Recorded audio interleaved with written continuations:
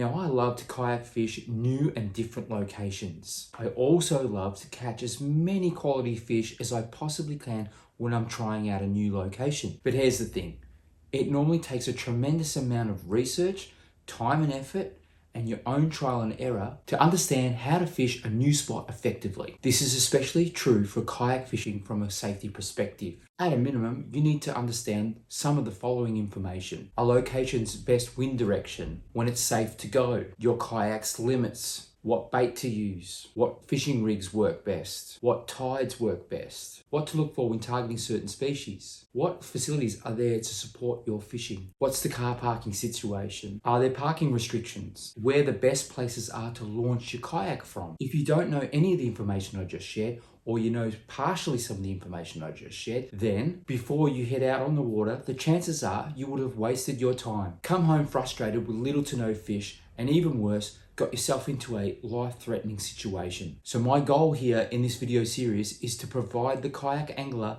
with some practical information which will save you time, help you catch more fish, and keep you safe. If you can relate to this, then stick around to the end of the video to give yourself the best chance that you possibly can to put more fish on the table. This video is a guide to how to best fish Clifton Springs. Clifton Springs is located on the Bellarine Peninsula. It sits in the south side of Corio Bay, which is situated in Port Phillip Bay.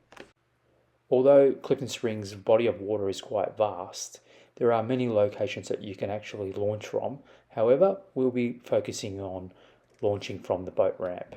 I found that the boat ramp is the easiest place to launch from, as Clifton Springs is surrounded by a cliff face. The boat ramp is located on Jetty Road.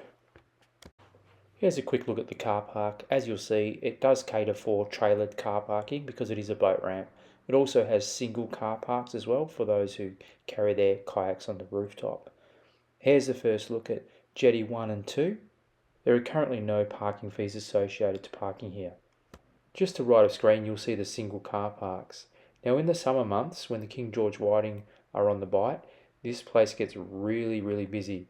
So there is an overspill car park that can be utilised as well. Now, just to the right, we're coming up to Jetty 3 and 4. So you can take your pick on which jetty you choose to launch your kayak from, depending on the volume of traffic on the day. Now, to the right of screen, you'll see the iconic Clifton Springs old pier pillars. Now, this is where I park because I launch off the sand, so this is ideal for parking, and it's single car parking and trailer parking up the back here. You'll see the toilets ahead of us here, the toilet block, which is handy, and the fish filleting station. Let's take a closer look at the fish filleting facility. So we always ensure that we keep it clean so that it's nice and ready for the next person that comes after you. Now that we've covered the facilities, let's have a look at where you can launch from. As I mentioned earlier, there's 4 boat ramps which you can launch your kayak from. These are perfect for the larger kayaks such as the Hobie Pro Angler. Like most boat ramps, this ramp has a nice low pontoon, so it makes it really easy to get in and out of your kayak. Now, if you're uncomfortable with launching from a boat ramp, there's 2 other options. If you've got a light kayak like me and you can carry it, you can just walk down this trail right onto the sand. There are a few little rocks there, as you could just see. That's why this is good for just carrying your kayak rather than dragging it with a trolley. Situated to the left-hand side of the old iconic pier is this trail. Now, this trail is perfect for when you've got wheels on your kayak and there are no obstructions all the way down to the stand. So this gives you the opportunity to fully load up your kayak at the car, put all your rods and all your gear on the kayak, and then just tow it straight down to the sand. This is the ideal location to launch your kayak from, regardless of whether it's a high tide or low tide.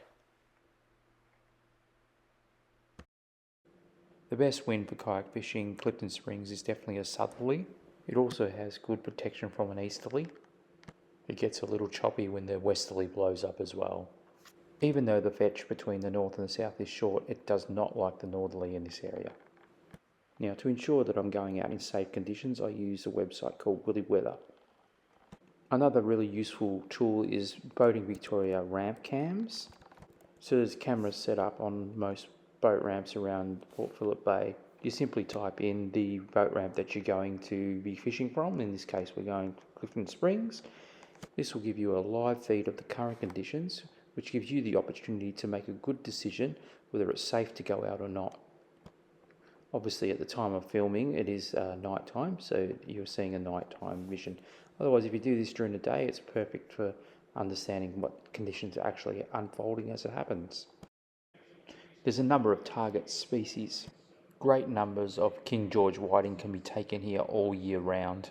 Another species that's heavily targeted in this area is squid. And if you're willing to paddle out a little further out to the channel, you will encounter large snapper. Snapper in Corio Bay can be caught all year round.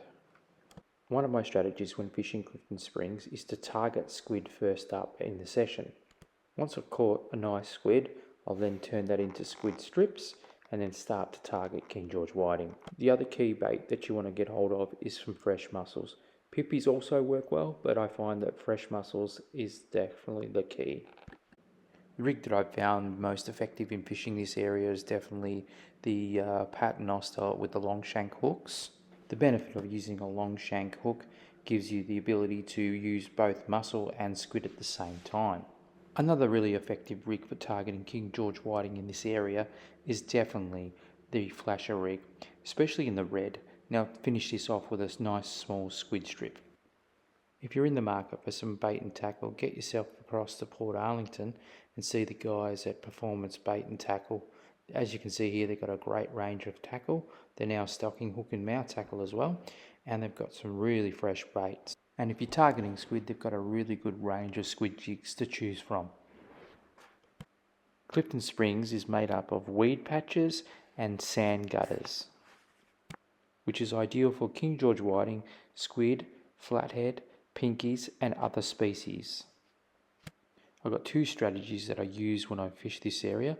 The first one will be that I'll fish on the drift, and the second one is anchoring up.